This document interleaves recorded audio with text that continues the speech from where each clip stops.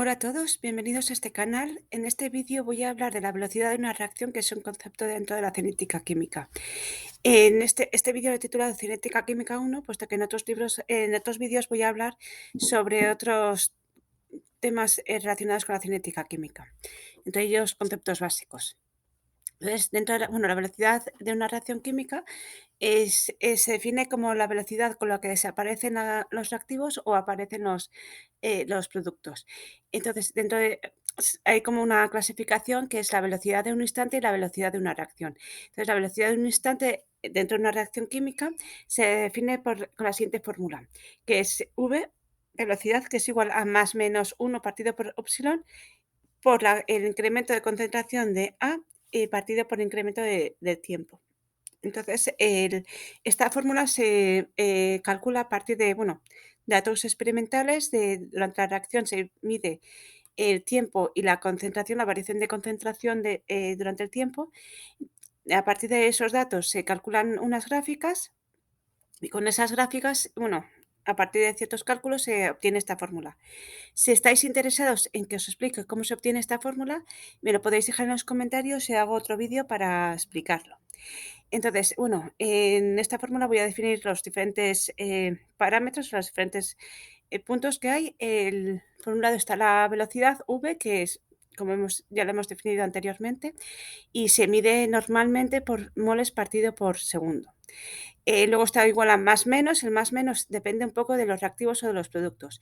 Normalmente, se pone menos en el caso de los reactivos, puesto que desaparecen, va desapareciendo a lo largo de la reacción, y más para los productos, ya que a lo largo de la reacción va aumentando su concentración.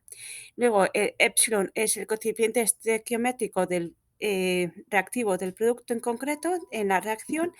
Luego, el incremento de concentración A es el incremento de la concentración en general, puede ser de un reactivo o de un producto, depende del caso en el que estemos hablando. Y luego el incremento de tiempo, que es el tiempo que va variando, o sea, el tiempo que ha transcurrido en el momento que medimos esta velocidad de un instante.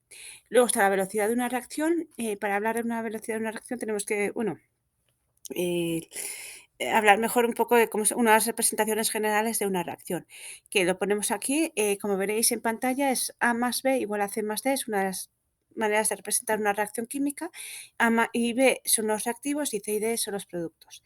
Entonces, la velocidad de una reacción se mediría en este caso V igual a K por la concentración de A elevado a alfa por la concentración de B elevado a beta. V es la velocidad, que como hemos dicho también, en este caso se suele medir en moles partido por el segundo. K es una constante que depende sobre todo de la reacción, pero bueno, también varía, o sea, es reacción y temperatura. Y luego está la concentración de A y de B, que son los reactivos, y luego alfa y beta son, digamos, los órdenes parciales de cada reactivo. Y es el coeficiente global se calcularía pues sumando los coeficientes parciales, que en este caso sería alfa más beta.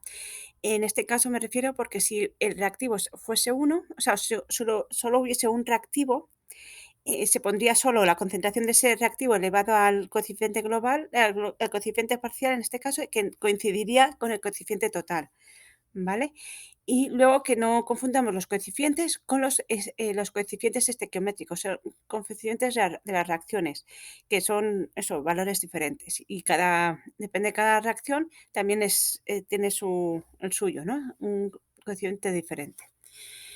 Luego también decir que en la reacción influyen diferentes factores en la velocidad de la reacción en concreto. Lo que es, por un lado, la concentración de las sustancias reaccionantes, y influye puesto que a mayor concentración, mayor posibilidad de choques efectivos entre moléculas. Tiene que haber una concentración, más que una concentración mínima, tiene que haber un número de moles mínimos depende también, o sea, la proporción entre reactivos tiene que ser la mínima, la que pone digamos, según la reacción, ¿no? Eh, Tiene que haber la misma proporción y hay un reactivo limitante, es decir, que si hay una proporción de 1 a 1 en reactivos, por ejemplo, o sea, si hay dos reactivos A y B y hay una proporción de 1 a 1, y tenemos el doble de un producto con respecto al otro, pues el que menos hay es el limitante, la concentración limitante, o sea, el reactivo limitante es el que menos hay. Pero bueno, en general, en caso de mayor concentración, mayor posibilidad de choques efectivos entre moléculas. Luego también la temperatura también influye, puesto que aumenta, cuanto mayor temperatura, mayor energía cinética, con ello la velocidad mayor velocidad de reacción. Y de energía cinética ya hablaremos un poco en las entalpías, en la termodinámica, pero energía, bueno, ya hablaremos, lo definiremos mejor ya cuando hablemos de la termodinámica. Luego, el estado físico de los reactivos también influye en la velocidad, puesto que si las moléculas se encuentran en estado gaseoso o bien disueltas en estado iónico, existe mayor probabilidad de aumentar los choques favorables.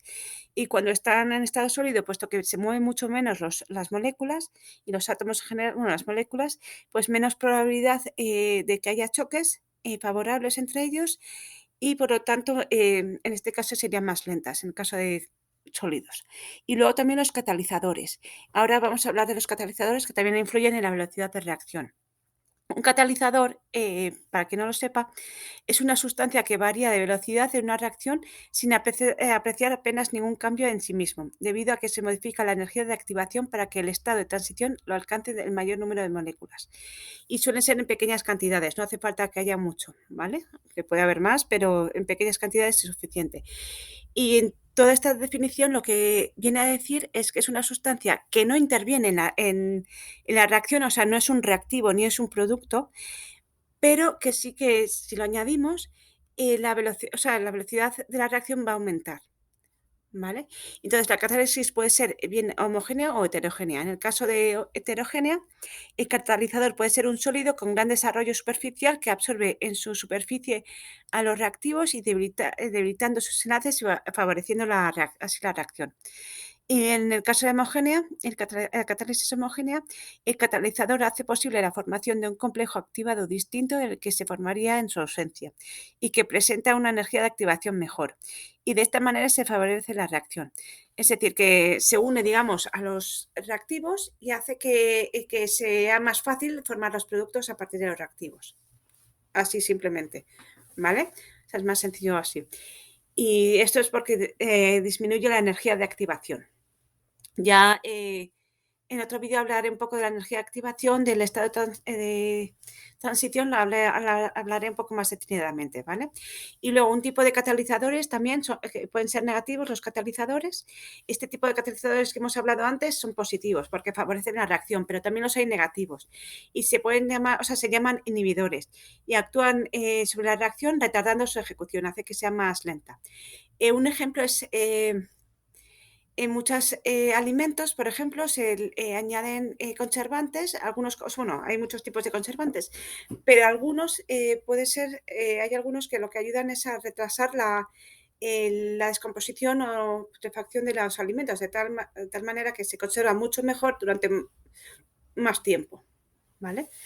Es un ejemplo más fácil para ayudarnos a recordar.